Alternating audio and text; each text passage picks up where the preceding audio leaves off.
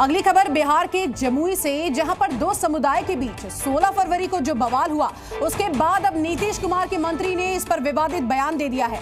नीतीश सरकार के मंत्री ने इस बवाल के लिए हनुमान चालीसा के पाठ के लिए जुटे लोगों को ही जिम्मेदार ठहरा दिया और कहा कि उन्होंने पाठ के लिए लाइसेंस नहीं लिया। तो उसके बाद विपक्ष सवाल पूछ रहा है कि क्या अब हनुमान चालीसा पाठ के लिए लाइसेंस लेना पड़ेगा।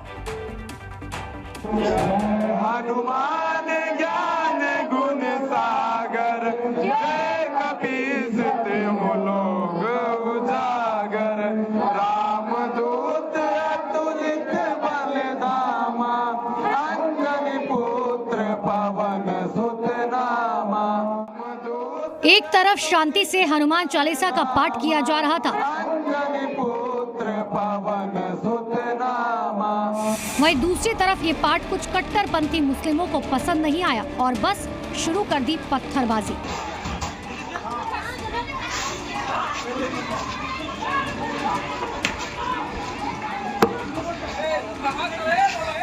बिहार के जमुई में हनुमान चालीसा का पाठ करने पर मस्जिद के आसपास से हिंदुओं पर हमला किया गया था।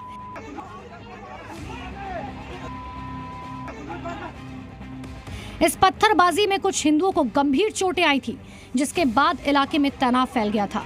लेकिन अब इसे लेकर बिहार के एक मंत्री का ऐसा बयान सामने आया जिसने इसे और गरमा दिया। दरअसल ये बयान दिया है नीतीश सरकार में मंत्री सुमित कुमार ने, जिन्होंने हिंसा करने वालों को नहीं बल्कि हनुमान चालीसा का पाठ करने वालों को ही जिम्मेदार ठहरा दिया और सवाल पूछा, क्या उन्होंने इस पाठ से पहले लाइसेंस लिया था? तो भाई गए थे क्यों आप वहां पे, हमें ये बताएं। आप वहां पे क्यों गए थे? आप वहां पे क्या करने गए थे? और अगर आप वहां पे गए थे तो क्या आपने प्रशासन को इसकी सूचना दी थी? क्या आपने इसका लाइसेंस लिया था? हम घर में या कोई भी कोई जागरण करते हैं या कुछ करते हैं, उसके लिए लाइसेंस लिया जाता है। पत्रकार बंधु, इसकी तो जानकारी होगी आपके पास। तो क्या उन्होंने लाइसेंस लिया था?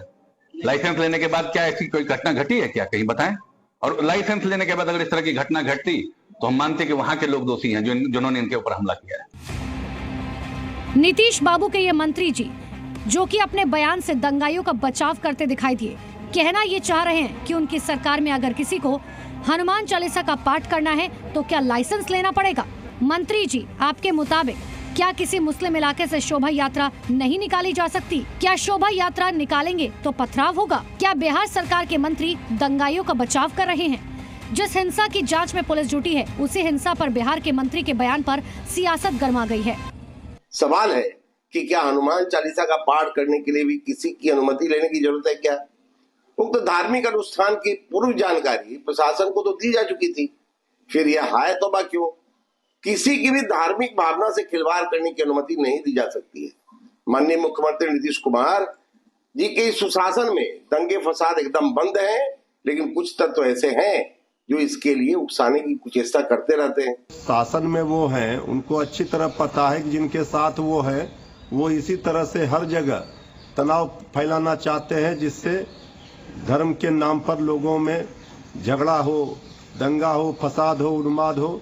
इसी को लेकर के वो हिंदू और मुस्लिम की राजनीति करते हैं। तो फिर जब सरकार में वो है तो सवाल किससे खड़े कर रहे हैं? वही कांग्रेस ने इसे बीजेपी की ही चाल बता डाला। ज्यों-ज्यों चुनाव नजदीक आएगा, भारतीय जनता पार्टी की उत्पाद नीति शुरू हो जाएगा। बिहार में भी और हनुमान चालीसा पढ़ने के लिए लाइसेंस चाहिए, जेडीयू के मंत्री कर रहे हैं। भारतीय जनता पार्टी उत्तर प्रदेश के तर्ज पर बिहार में भी राजनीति करना चाहती है। मंत्री के बयान पर विवाद हुआ तो जेडीयू ने भी इस पर सफाई दे डाली। जमुई में जो घटना घटी अति दुर्भाग्यपूर्ण है।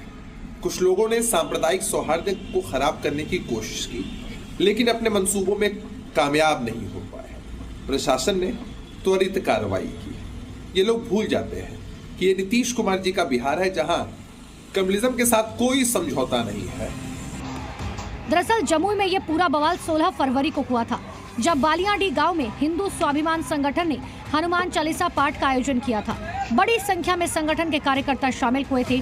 हिंदू मंदिर से लौट रहे थे तो रास्ते में मुस्लिम इलाका आया, जहां मस्जिद के आसपास से हिंदुओं पर हमला हो गया।